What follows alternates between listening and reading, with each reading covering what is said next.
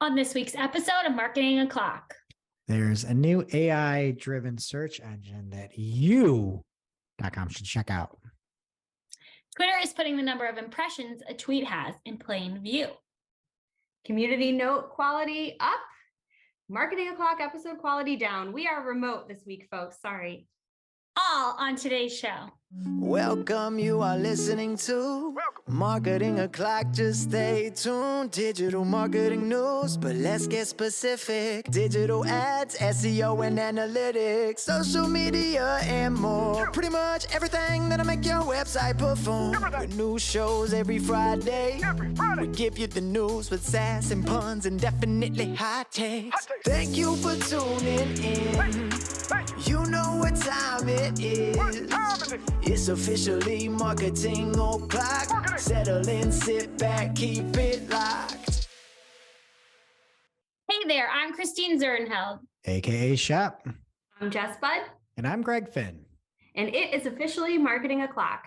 Here on Friday, December 30th, 2022. Hello, everybody. Happy birthday, Eliza. Thank you for joining us for another wonderful episode. We're just going to start by addressing the elephant in the room here. We probably sound and look pretty terrible, except for Jess Budd, who somehow has amazing lighting. I know. We are remote today. We record in Buffalo, New York, and we're dealing with an unprecedented snowstorm. There's still a driving ban. I live in the city. I haven't left my house in 6 days now. People were living without heat and electricity for a long time. I know Jess lost power for quite a while. So obviously thoughts and prayers with anyone who's been affected by this crazy tragedy. And hopefully we can get back to the office next week and get you some better quality audio here. And so I am recording upstairs. And what do you guys think I got my daughter for Christmas this year as she's downstairs? Something Taylor Swift, probably a cardigan or something like that. It could be related to Taylor Swift. A microphone. Wow. You did? A real one? Yes. Yeah. So I tried to hide it from her, but I really hope she doesn't open the drawer and find it because we could hear her singing her ABCs at any second, and that would just be not good. I asked you earlier if you had a mic at your house. It's not a podcast mic. It's like those echo ones, right? Trust me, that audio is worse than this one. And you have to touch your lips to it for it to work. And she's just like licking it. It's really disgusting. So I need to go back though. So you haven't left your house in 6 days. Yeah. Is your driveway plowed? Is your street plowed even? We got a plow last night. Okay. But there's still a driving ban. So like we can, well, you know this. We couldn't so go Friday to the through office. Tuesday, Yeah. you couldn't leave. You couldn't leave your car. You're not legally allowed to leave due to a driving ban. I'm in jail. To walk jail. down. It doesn't just look like I'm in jail on this Zoom. Like I'm truly in jail. Okay. And then our office, I don't think the street has still even been plowed yet. It's like there's just no way nobody's been in there. It's like fresh snow. So yeah. Pretty And crazy. we're lucky, like I had power the whole time. I don't want to complain. Again, there's people freezing to death in their homes. It's truly terrible. Thank you to all the first responders. Thank you to the plow drivers. But it's just crazy here, and I'm hoping to leave my house soon. Yeah. It is crazy. I'm like a 20-minute drive out of the city and I can see grass. Like all my snow melted today. It's nuts. We lost power from the wind, but we got almost no snow. And I'm way east of Buffalo. I didn't have enough snow to go sledding, which is nuts. But yeah, so people ended up abandoning. There would be a crash, cars would be piling up. And then due to the fact that the cars couldn't move, nobody could move the cars off the road. Your people either stay in their car and many people died, or they'd be abandoned. And then you can't just plow through a car. So it's like huge issues here that are still like, I don't even know when it's going to be resolved. Like, I don't know. But I asked Shep, I'm like, Shep, is it bad there? And she's like, yeah, it's bad. That's just, no, it's like catastrophic. It should have been the answer. Well, I mean, I have power at my house, so I don't want to complain. I never lost power, thank God. So, and we thought we were hosting Christmas Eve dinner, so we've had plenty of food. I've been eating rigatoni for days. Nice. I'm okay.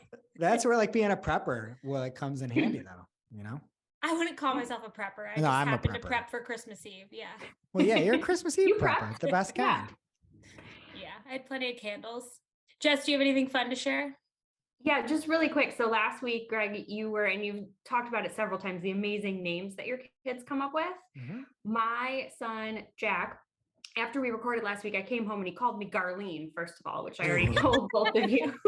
So he's jumping on the train. But then I have your Christmas card, Greg, on the fridge because it's so amazing. And Jack loves Home Alone. It's a Home Alone 2 photo for anyone that wasn't on the list. And he's going through and he's like trying to name all the characters. He pointed at your daughter, Greg, and he called her Journalee. Oh, I love that. So, Journalee Finn and Ringle Tart. Journalee Finn. So he's coming for your kiddos with the names. So I feel like someday we got to get them together and just let them go. I love that. That's great. I'd also like to point out the name he called you with your maiden name. What would that be? Garlene Garfinkel. That would be so bad. Thank goodness it's not real. Greg, what's new with you? Well, something that is coming to a close and is old is the year of Greg 2022. I would have to say overall great year somehow, somehow it's turned out good. I saw Anu at the Marketing Anu on Twitter say, we had talked back at this time last year. We were talking about it's the year of Greg, and then we were like, it's year Anu. And she said, I thank you, Greg Finn, very much because you were right. 2022 was definitely the year of Anu indeed. And it was really the year of many of our listeners who went up and above this year in 2022. And obviously, if there's anything we could do to help that happen, just let us know. And I think we're just going to keep rolling. I think it's just going to be infinite now, but I'm looking forward to next year. One thing I'm going to do heading into January, I'm going to do it dry January. So if anybody any listeners want to do dry January, it's going to be dry January, and then it's going to be a wet February. It's going to be wet in February. So just prepare. Dry January, wet February. Don't tell Pabst Blue Ribbon about dry January. Oh, yes. And speaking of that, we released our Clockskers episode on Wednesday. You can check that out. And then we had a little something special that hopefully released on Thursday here. So a little homage to all the folks that helped influence us in PPC this year. And we recorded the Clockskers before we were sent home for the weather. So if you're looking for better audio, premium visuals, check it out. Yes. Tables outdid himself. We had a green screen like we did the year before. It was a good time all around. And there was even a musical guest that appeared. Okay, getting into the news this week. A nominee from the Clockskers for Social Follow of the Year. I'll give that away. Elon Musk tweeted, Twitter is rolling out view count so you can see how many times a tweet has been seen. This is normal for video. I don't really know what that part means. Shows how much more alive Twitter is than it may seem, as over 90% of Twitter users read, but don't tweet, reply, or like, as those are public actions. And then he replied and meant to say impressions. I don't know where he meant to say impressions. And it's like, you count? Bro, did you not pay for Twitter Blue? Can't you just go back in and edit that? Yeah. Man of the people.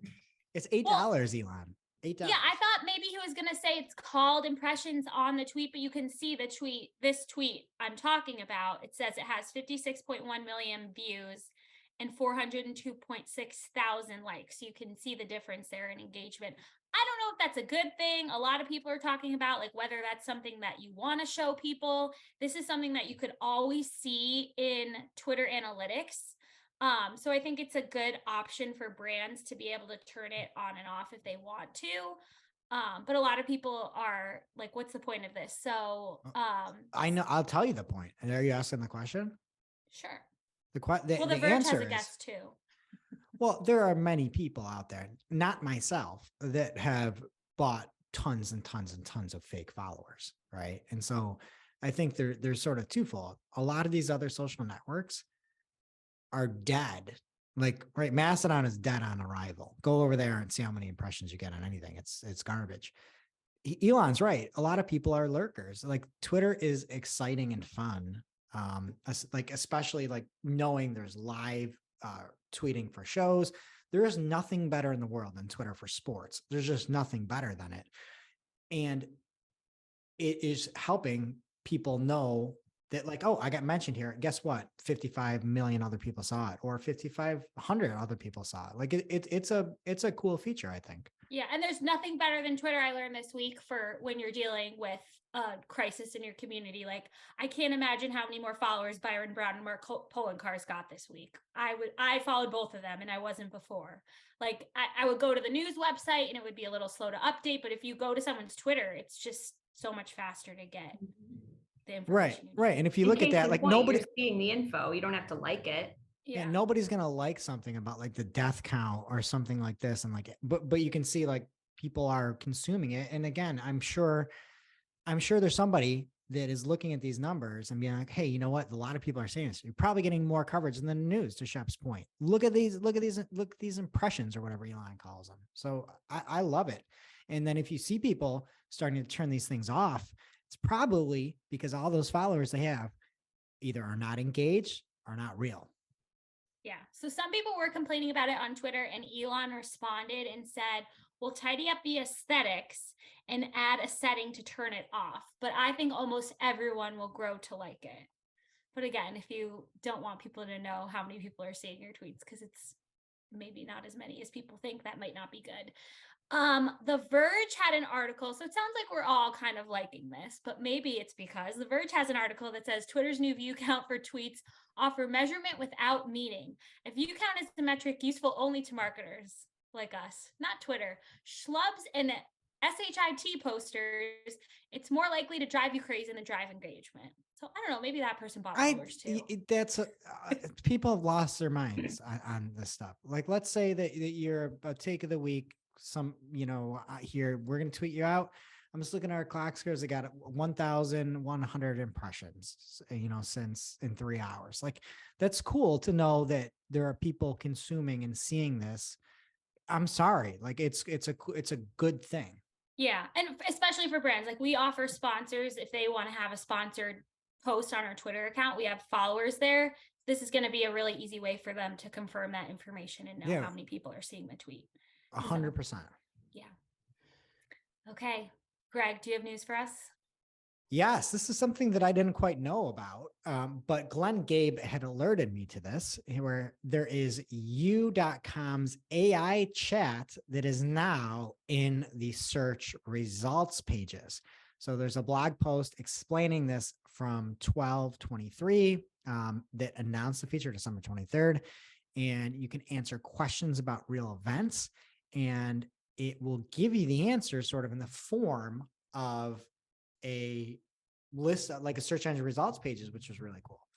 So I went through and I asked, and all you have to do is go to U.com. You'll see a big blue button that says U chat, and then it uses AI to try to get you the answer instead of like a traditional algorithm.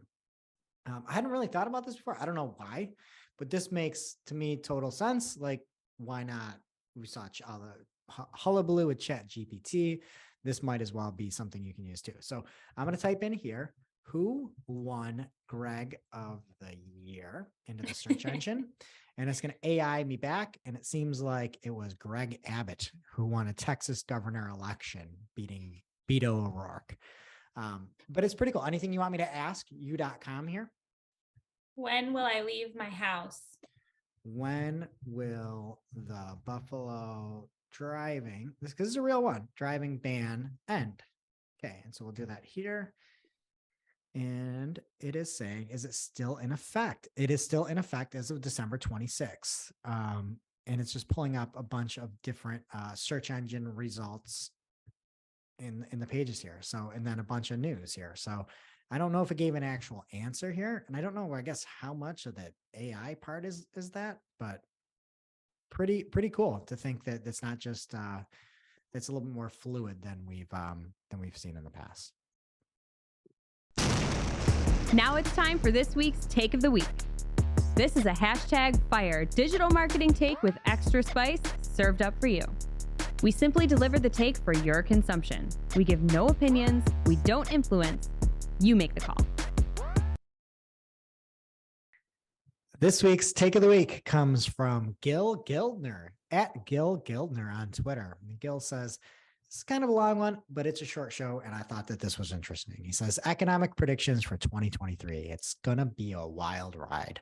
Sometimes I suspect marketers have a backstage look at what's about to happen. Companies scale marketing before anything else. So here's my ignorant take on how this will affect the digital industry. First off, we're already in a recession. Automotive market is going to crash, increasing repos, used prices are dipping. Housing market has been declining for 10 months straight. Limited inventory has popped up prices, but I think those will crash as soon as spring hits. For marketer, ad spend is going to contract, is contracting for anyone who's paid attention lately. The fat will be trimmed and only the most efficient and profitable channels will be kept. How will this affect agencies, freelancers, in-house marketers? Here's how. We're seeing mid-size and large agencies struggle to retain talent. There's not enough margin to support increased salaries, overhead, inflation. There's often not enough cash flow to weather the loss of even a single whale client. Waves of layoffs will happen at larger agencies and in-house corporate marketing departments. Weak agencies will die. Struggling freelancers will leave the industry. Not trying to be insensitive, but I think a lot of folks are not prepared for what's about to hit. The work, fortunately, still needs to be done. It will trickle down to established freelancers or an efficient, small or mid-sized agencies. If you're not established and aren't constantly acquiring new prospects or have high overhead, it's going to be rough. Here's what you can do as an agency owner or freelance marketer to survive 2023. A, make sure you have enough cash on hand for several months of payroll. We're shooting for 12 months. B, make sure you have cash flow to withstand 50% loss of revenue. C, don't cheapen, go up market. And I don't disagree at all with any of that. And if you're good, that's one of the nice things about digital marketing, where things can be trackable, especially if you're in the performance side of things and not just on exposure. We've been talking about it here, and I thought that was a fantastic thread that Gil had. And another reason I know it is because those view counts on each one of those thread posts were roughly the same. It means like people are reading all the way down. So again, another helpful tool for that Twitter view count new feature. Now it's time for this week's ICYMI. ICYMI people. This is something you just might not have seen. Maybe something that you overlooked, but you shouldn't have. ICYMI people, tales from PPC Reddit. This started from user Final Fantasy. I'm so obsessed. I love that. No. Okay, so this person said, regarding Facebook and Google's attempts to call you at least 5 times a day, what do you do to mess with them? So I didn't really see any funny responses in here as far as that specific question, but somebody actually responded with something pretty useful. User Average Digit posted, I'm an ex-marketing pro, formerly known as a marketing expert for Meta, and worked as an outsourced contractor at TTEC on behalf of Meta, and policy was that we could only put someone on the do not call list if they said word for word, put me on the do not call list. Saying don't call me, stop calling, hanging up on them, etc. doesn't qualify to be put on the do not call list. So I feel like everyone just needs to write that down on a sticky note, tape it to your computer at work, put me on the do not call list. Yeah. Wow. And I was actually surprised. I thought people were going to say like some mean stuff, and everybody's response is like, these are people, they have jobs, like don't mess with them. Just like, there's no point in messing with them. It's going to be a net negative, which you shouldn't just try to mess with people, but yeah. The positivity. That's very nice. Yeah, I thought there would be people saying like use air horns or something like super mean, but everybody is very cordial about it. Who has one of those at their desk? I don't know. Put me on the do not air horn list, please. Done. Now it's time for this week's Pew Pew Lightning Round. At this point in the show, we split up our content into 3 parts: paid, organic, and social. Getting SEO information is easy. Getting good SEO information can be a bit trickier, which is why you need to be listening to Wix's SERPs Up podcast to separate SEO fact from fiction. This week, hosts Crystal Carter and Morty Overstein have a really fantastic episode about e-commerce SEO. And you know what I love about Crystal and Morty?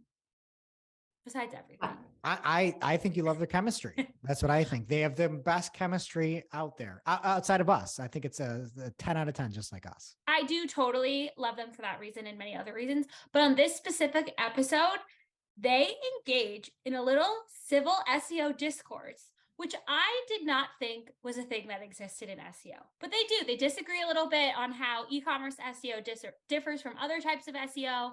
And they just agree to disagree and both give their takes. And it's really lovely to see SEOs doing that. Everyone needs to be more like Crystal and Morty.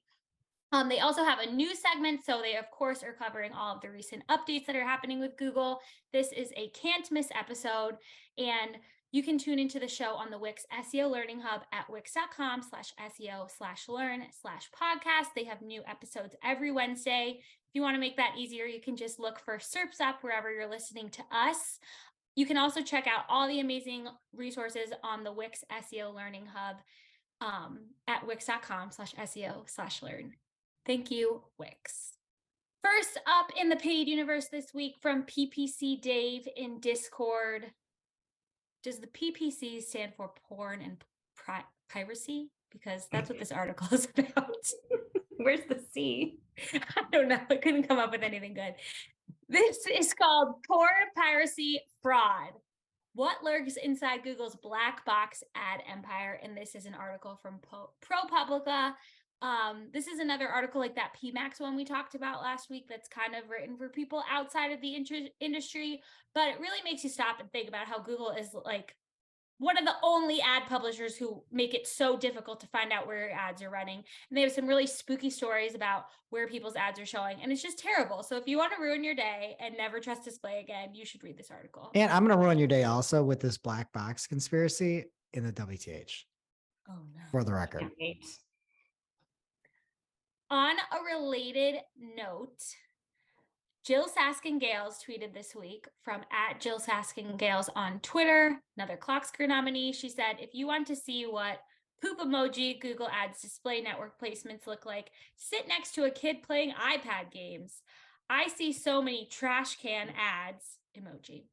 And 20% of the time, my daughter clicks by accident. The absolute worst is local ads via PMax. Have you seen these in the wild? So the worst part about it is you see those terrible ads and it's because people like kids are clicking on them. It's just so terrifying. YouTube too. My kiddo clicks what looks like a thumbnail for a video and just goes off to these websites. And I just like, if I'm in the shower, there's nothing I can do. Sorry. It's terrible. I feel so bad for the advertisers, but thank you for just a shower because she might have not gotten to take it otherwise. Also, with some of these ads, I feel bad for the kids. You know, it's like, yeah, you're going through like reading articles for your notes, and then a kid's playing Candy Crush here, and all of a sudden you get an ad for a Solutions 8 in their PPC agency. Like, they don't want that. It's so misleading for these children. And we have a post from Mike Ryan, this time on LinkedIn. He starts this post with, a small UI tweak is all it takes to spur a flurry of speculation in Google Ads. So let's speculate. So first, we need to remind you about the loophole for PMax shopping campaigns, where if you don't include any assets, Google will let you publish the campaign without them and generate the assets based on that feed.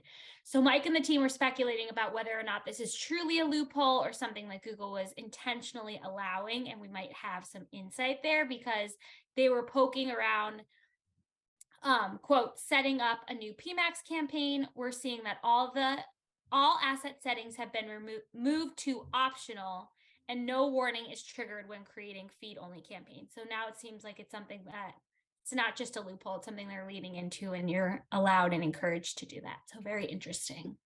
Which is good, because setting up anything in PMax and getting all those asset groups and getting everything done, it's monumentally difficult compared to previous. And when you're used to smart shopping, right. Like it makes so much sense for anybody with a shopping feed. Okay, final little story here. Enjoy my forehead, just bud style, while we're recording remote, because we have a Discord screenshot that is notoriously difficult to read. Okay, so this is from Christina from Discord, nominee for Discord Member of the Year. She says, Amazon changed their date schema in Ads Console to be date, year, month. You can tell I'm US based and still mentally on vacation mode by how long I stared at the chart. Confused what on earth the 23rd month is. Does it loop around to November again? Like, I'm confused too, Christina. Especially because the chart is extremely small on my computer. Then she says, moment of appreciation for the fact that they didn't change it in their reporting as our database manager. I hate anytime someone messes with dates and I have to waste forever fixing everything it breaks. So if you want to get more hot tips like that from Christina and the other amazing people in the Discord community, you can check us out at community.marketingoclock.com. Also, That is it for paid. What doesn't she do? She's a database I manager. know, seriously, add to the list. Jeez. Give her a raise. All right. What's happening in organic? All right. According to Business Insider mixed with the New York Times, so take with that what you will, there's apparently a code red over at Google about Chat GPT. So Sundar Pichai, the CEO of Google, has jumped in several meetings about Google's AI strategy. Obviously, we talked about this earlier with you.com, now trying to bring in some of the machine learning and artificial intelligence into their search engine results pages and their rankings. So apparently Google is pretty concerned, if you believe Insider. So, and they should be, quite frankly, like I can't believe how much of a splash Chat GPT has made. And then also, what is the one that's the image? It's not by OpenAI. It's by what's the one that everybody's doing the images of? Dolly? That sounds right. It was like an app, but yeah, it's Dolly, but it was an app that used it. I forget anyway. People are like going nuts for it. It's something with an L, I believe. Anyway, Google is apparently really concerned about this. Microsoft, I guess, is not concerned because I haven't heard anything about it, but they're going fully live with the new Bing bot user agent change. This will happen in January 2023. So Christina, if you're looking for a Bing bot, it is going to have better names than evergreen Bing bots. And from Barry Schwartz over at Search Engine Roundtable, Google has some comments on making Mastodon more search engine friendly. And the reason I know this is because Barry wrote about it, not on Mastodon, but apparently Gabe Rivera was asking about the lack of full text search, and Danny Sullivan and John Mueller are apparently over on Mastodon. And Danny said, we'll pick up anything in the web, including Mastodon pages, and are blocked the search engines. And any individual who doesn't want to post indexes can use preferences and opt out of search engine indexing. Over time, if our systems learn there's a lot of helpful, fresh content from a source, they tend to speed up the indexing of it. But there could be things that site owners can do. And then John Mueller has some other comments on there. So if you're really worried about your Mastodon getting crawled in search and being more search friendly, go check it out on Search Engine Roundtable or go try to find it on Mastodon. Good luck. All right. From Search Engine Roundtable, in no shit news here, Barry has an article that said, Google, unique text, infographics, and video does not make content good, accurate, and helpful. Like, of course, you can have garbage infographics. You can have garbage video. You can have really poorly written text. We'll keep it here in no shit news, as Barry has another post saying that links on YouTube videos won't help with SEO or getting your content to rank faster in Google. I may actually disagree with the fact. Oh, he changed it. Okay. That was the name of the slot. That's what he said. The name of the article said it won't help your Google rankings in SEO. Obviously, if there are links, it could help your index. You get content index faster. That's just a fact.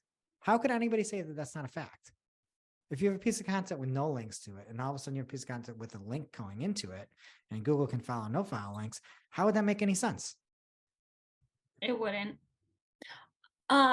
Another thing you can't argue with is that you told us not to curse on the show before we started. So just a reminder to bleep those out later, editor.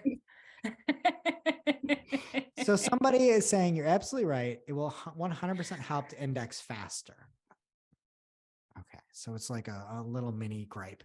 But if you have a link to a piece of content and a piece of content with no links to it, one of them may help to get get indexed faster. And I don't care that John Mueller didn't say that that's true, because it is true, because I have a brain that works. How could that not be the case? Glenn, call in. Somebody call in. How could that not be the case? It's not going to help you from like I'm outrank everybody. But if you have a link in a description that Google can read and follow that link, you can get indexed faster. If you have, again, something it does. Now it's a very small sample case that I made there, but this is whatever.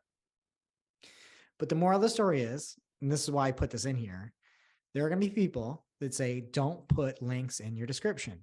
And you should absolutely not listen to those people, because not everything in your little stupid world is about SEO, right? If you can sell a shirt by linking to a shirt in a video or something that you wore, and Jess, you want to sell like that nice open sign behind you and say, oh, here's it to the store, you should put that link in your YouTube description. That's why I included this. And I disagree with that statement where it said you won't get your content to rank faster in Google. It potentially, hypothetically could in a vacuum. So whatever. All right. And then lastly, we reported on it last week here, but Google did win the rights to NFL Sunday Ticket. It will be on YouTube TV, which is different than YouTube and different than YouTube Music. And you'll be able to buy this, what it seems like it's to be about $300, and you'll be able to purchase the NFL ticket on YouTube TV. Oh, speaking of the NFL, started the week pretty bad last week, went 0-2, came around 3 in a row. I'm now 44-35-1 on the year.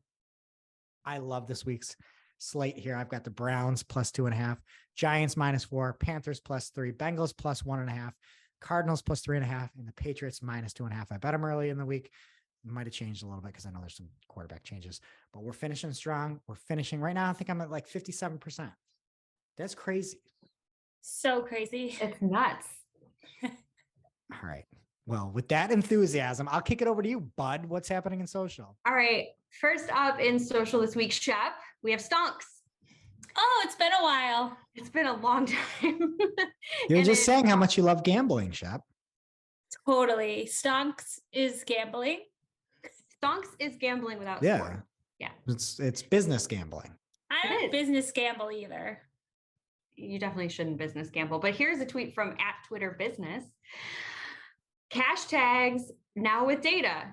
Well, $ cash tags, comma, now with data, chart up emoji, double eye emoji, hashtag spy with an arrow down. We'll have the screenshot of the tweet up on the video if you're watching. So basically, for more details on what I just said, if you tweet the symbol of a major stonk or ETF or cryptocurrency with the $ in front of it, so a hashtag, people on Twitter can see a clickable link to take them to the search results. And starting today, those results will include pricing graphs for major symbols. You can also search for them directly. And then in the coming weeks, they're going to refine the user experience and expand coverage for more symbols. If you're on Android, you can tap on the chart and see an interactive view, which is really cool. And that functionality will be coming to iOS and web in early January as well.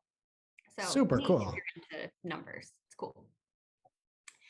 Keeping it Twitter here, a couple other updates from the past week. There is some speculation that the bird is once again considering emoji reactions. Elon Musk replied to a thread that was going on and said there definitely needs to be more reactions. So we'll see what happens. I know that they've played with that a bunch in the past, and there were some comments about how hearts are not always appropriate, even though we know it means likes, but it just feels a certain way. So I think that makes sense, but whatever. I have strong feelings on this because I could see that thread that Gil mentioned, and Twitter used to be a star, and somebody got cute over there and turned it into a heart. And the last thing in the world I want to do is heart some doom and gloom thread, but I do want to save it. And it's ridiculous that everything is a heart. Not everything's a heart. Not everything's whatever. I'm not going to do my old man rant on there, but yeah, there should be other things that you can do. You should have, and then he said a bunch of stuff is going to be private too. So great. You should do that. Like collections on Instagram. I use that all the time. It's like annoying on Facebook though, because then you like almost click the wrong one all the time. I'm too young for Facebook. Totally.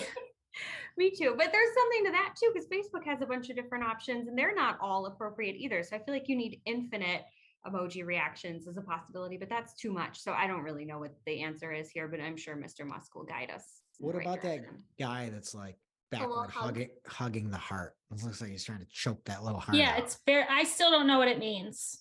I think it's supposed to mean caring, like, oh, I don't know. I think again, means, not always appropriate. I think, but a thumbs up feels a little like flat, and thumbs down is just like, so I don't know. Greg's got something deplorable to say, and you keep cutting him off. What is it? I think if you give that reaction, it means I'm coming to get you. Right? Yeah. Also, you said choke the little heart out. Like you are in a dark mood today. Yeah, I'm with you. But today, this year, I hate recording virtually. This. It's really something. This stinks. I'm sorry for everybody listening. We're having a great time, folks. Speaking of a great time, another update from @CommunityNotes on the Twitter. They said in September, we began requiring new contributors to unlock the ability to write notes by first making valuable ratings. This increased the average note quality so much so that today we are retroactively requiring that all contributors meet these criteria in order to write notes. So they're hoping for higher quality going forward. But FYI, if that wasn't a requirement for you before, it will be now. Amazing. Again, I am in the community raters program. They always ask me to rate something and I just give it a fair rating. Half the ratings are somebody on team A, half the ratings are somebody on team B. And you just come in here and be like, this one's helpful because I can understand it and it's simple. I love what is happening with the community. What is it called? It used to be Birdwatch. Yeah, which I loved. Community notes. I know you hate Birdwatch, but I actually think that's a great name. I love what is going on with community notes. I think at some point when you can see the different votes on stuff, like I think it's going to be huge. I actually do. Good. Well, I hope so, because it does seem like their intentions are in the right place with this one. But again, it's retroactive. So if it wasn't you, it is now. All right, fans of Spotify Wrapped can rejoice or real joyce because Instagram has a similar feature. They just launched 2022 recap templates for Reels. These are templates you can add like photos and memories to. It's really stupid, but it's kind of cute. The templates include celebrity narration, which I think I'm too old for, but I have heard of a couple of the examples. They had Bad Bunny and DJ Khaled were a couple of the celebrities that can narrate these things. I've heard DJ Khaled. Whatever, right? I've heard of him. I like Khaled. Yeah. Khaled. DJ Khaled. Whatever. His narration was actually really cool. And I think yeah, it's very aspirational and it's for users and brands. You're being prompted when you log into the app. So check it out, jump on the trend if it does make sense for you, if it suits your business. Don't just do it if it doesn't, if it's too tacky for you. The templates are going to be available globally for just a couple of weeks, like mid-January, they're going to go away. So get on it now or don't. Some end of the year announcements from Snap for its 1.5 million Snapchat Plus users. Subscribers will now be able to customize their camera buttons, icon, and displays, as well as apply custom backgrounds to their chats in the app. To quote Andrew Hutchinson, functionally, it means nothing. I agree. Snap also added the ability to gift Snapchat Plus to a friend if you're just loving it so much and you want someone else to have it. These people, though, like they're really just lab rats, and most people are paid to be part of a clinical trial, and they're just paying for the privilege to be experimented on. So good for you, I guess, if you really care about these things. And last up here, we talked a few weeks ago about the bipartisan bill that's looking to ban TikTok. I'm paraphrasing with that. The likelihood of that may increase. We don't know, but this week an investigation found that parent company ByteDance had been spying on several American journalists whom it believed had been in contact with ByteDance staff and gained access to commercially sensitive information. So that's not good. There's a full report in the Financial Times if you want to read about all of that drama, but outlook not good for 2023 for TikTok. Again, they're not banning it. What would people do here? What would the youth do? No. I know. We'll see. I feel like there will probably be some changes or at least some drama in the background though. So see. Now it's time for this week's WTH. Misguided. I hated all of that. I'm like, who does that? Just get rid of it. Where we rant, rave, and roll our eyes about a trending digital marketing topic. What are we coming to? Honestly, see what had us asking. WTH. This week. This week's WTH is a tale from PPC Reddit. And I caught this and it got me thinking quite a bit. The name is Rodney with 2 N's. And Rodney says, Performance Max campaign, a way to destroy someone's Google Ads account. And at first, a little bit dubious, like, all right, Rodney, you're just adding extra drama where it's not needed. But then Rodney goes on to say, on the 21st of October, we received a fake order on our website, and it was in the amount of 189 billion US dollars. And it was attributed to a Performance Max campaign. And apparently, this campaign used to be Rodney's most effective campaign. And apparently, Google turned it into the Performance Max from a previous Just Smart campaign, they say. And so Rodney said it seems like fraud or unfair practice from the competition. And it basically, this is his words directly. The result, Google Ads account was paralyzed and basically destroyed. They used data exclusion function, excluding a period of 14 days, trying to get rid of much of the affected data as possible. And it didn't help at all. Contacted Google Ad support. Obviously, he didn't get anywhere with that. Like I don't know the answer to that. And then tried making new Performance Max campaign. And everything is tanked now because somebody went through and inputted this giant influx of data to feed the machine learning. And I just think that's something I hadn't thought of, to be honest, right? Like if you see something and you know it's a Performance Max ad and you're somebody's competitor, they can't see where this click came from. They can't exclude. You get no data from Performance Max. You go through, you place your order, and then you get a refund. That is going to tank all the way that it's learning, right? Like, and there's not anything we can do because we don't see that data. Does that make sense? Like if you go through, Rodney got a $189 billion order and basically broke everything that was happening for him. So like if you want to, you could go tank all of your, I guess it's probably true with any bid type strategy, but especially Performance Max, because you got nothing to work off of. There's nothing. So if you see Performance Max and you're a shisty person and you want to tank some of your competitors, this will work. This will work. And I don't do that. But also, Google needs to fix this. This is beyond a hassle. You're going to lose all of the success, all the learning, all the value that you had in that account is going to disappear, and you're going to have to redo things. And it seems like now he still can't figure this out. So I'm going to follow up on there. Maybe I'll reach out to him, see if we can get him on the show or something like that too, to talk through it. But hadn't thought of that. Something to be careful for. And again, good luck trying to figure that out with the zero data you get on it. And that brings us to our real life segment, straight out of our accounts and into your ear holes. It's time for Working Hard or Hardly Working, where we talk about what's going on in our IRL work, good, bad, or otherwise. Our team at Cypress North is open for business this week, and a lot of our clients aren't. And for me in particular, a lot of my clients are B2B, so they're just completely pausing ad spend, and we don't have our meetings this week. So it's been a really good time to work on some projects because we're not prepping for those meetings or monitoring accounts. So we're like writing new landing page copy for some of our clients. So it's just been cool to see how we can maximize that time. Jess, what about you? Yeah, it's one of my favorite weeks of the year. And speaking of maximizing time, I don't know how long this has been here. Emoji reactions in Google Docs. This seems stupid. Seems like it would actually minimize your time and people would overuse it. But I will say it's hardly working because no one seems to be using them. So thank goodness for that. Greg's about to use one right now in the show notes. Ah, what just happened? Did you see that? It animated. It's so stupid. It's really, really stupid. Like that's what comments are for. We're here to collaborate. This is not Twitter. We don't need to react to things. So it seems like you liked it.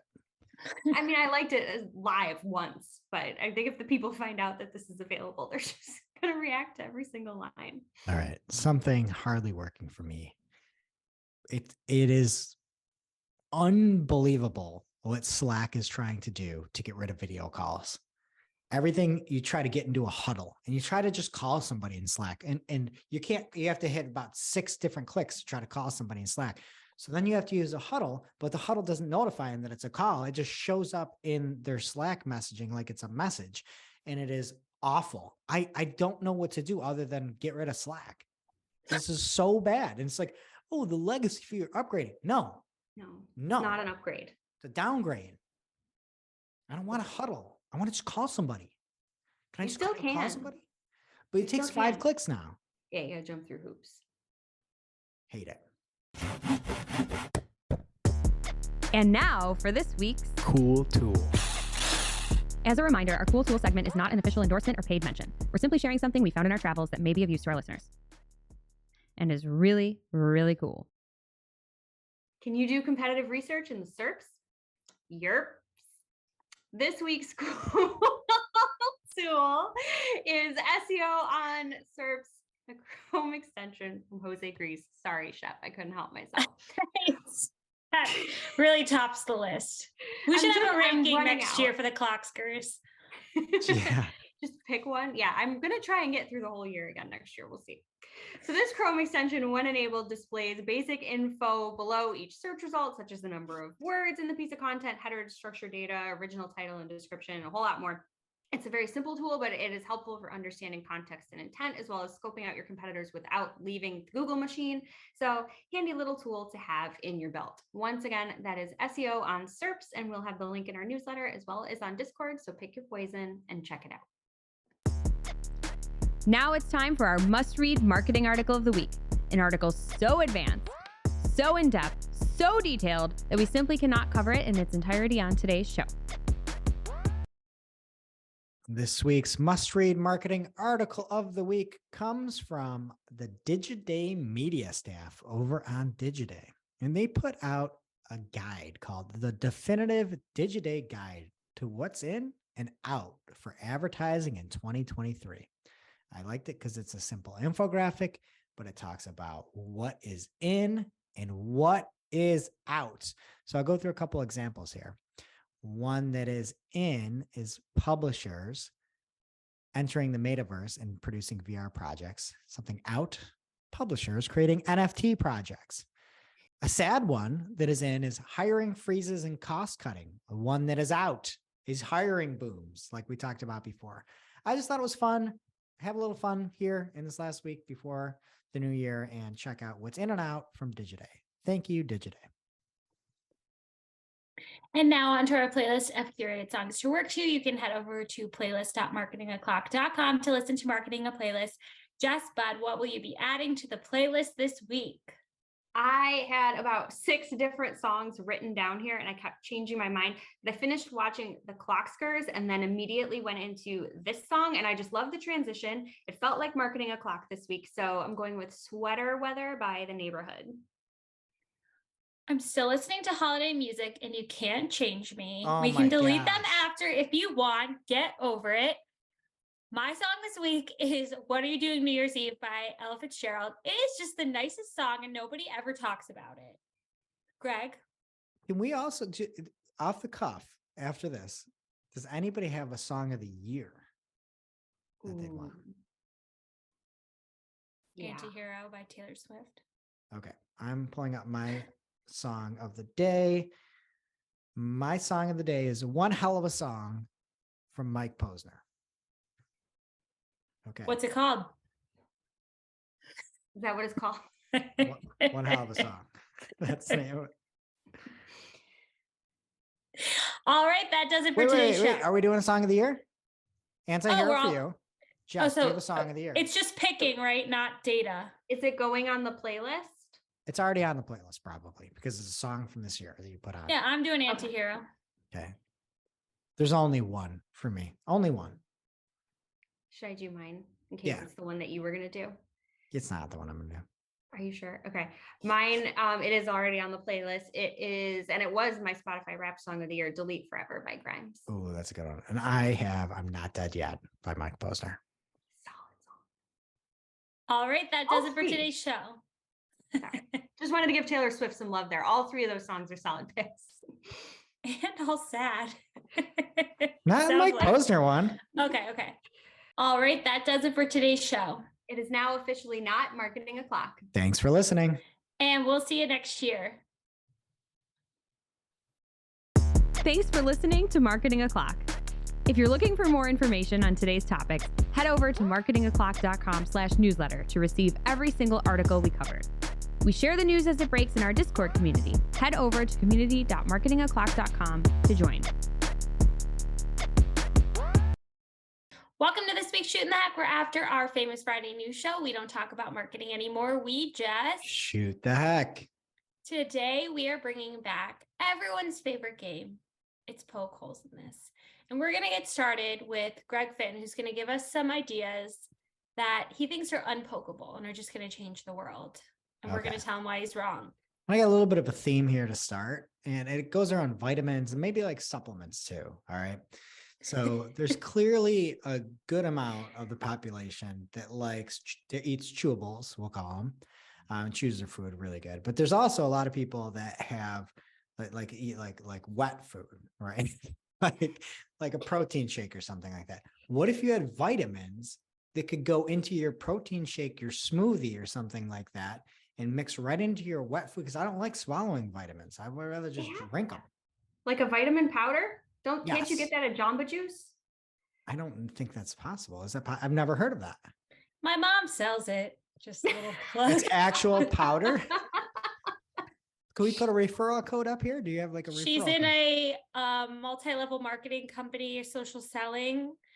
But they have dry powder that you could just put in. I got my vitamin D powder. Yeah, I drink it every day.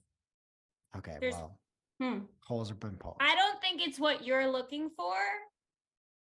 I don't think it's gonna make you I don't think it's like Liver King level type stuff, but she calls it filling in the gaps. It's all the nutrients you're missing. Ooh. Okay. So they make powdered vitamins. All right. Yeah, the Great. company was blessed by the Pope, so can't believe you haven't heard of it.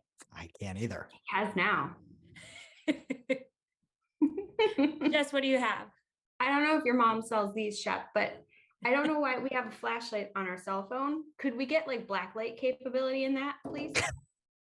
Why? Why What are you not? looking for? Anything, clues or a good time. No. Clues or a good time? I'm looking for a good time. I'm going to pull out the black light and see where this is going, where this trail is going to take me. And at the end of it will be a good time.